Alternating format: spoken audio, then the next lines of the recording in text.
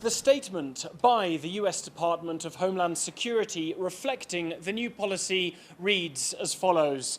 Effective immediately, Venezuelans who enter the United States between ports of entry without authorization will be returned to Mexico.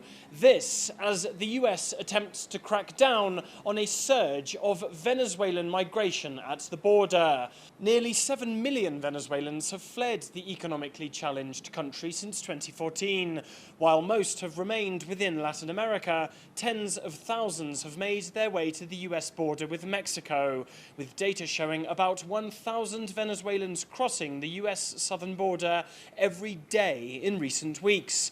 Strained relations between Washington and Caracas made deporting undocumented arrivals back to Venezuela very difficult.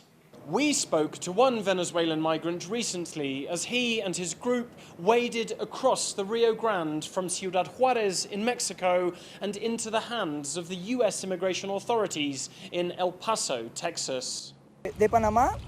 We have crossed Panama, Costa Rica, Nicaragua, Honduras and Mexico, all without paperwork.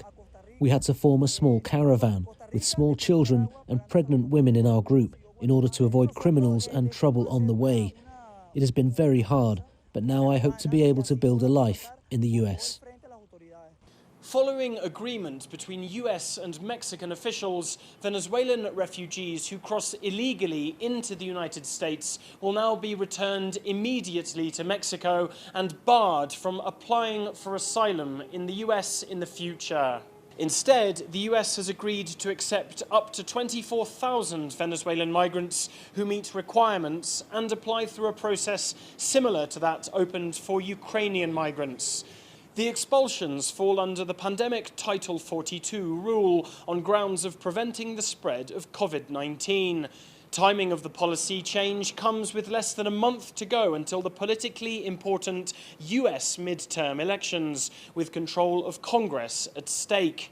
President Biden and the Democrats have faced blistering criticism from Republicans over border policy, and whether this new action sways voters remains to be seen.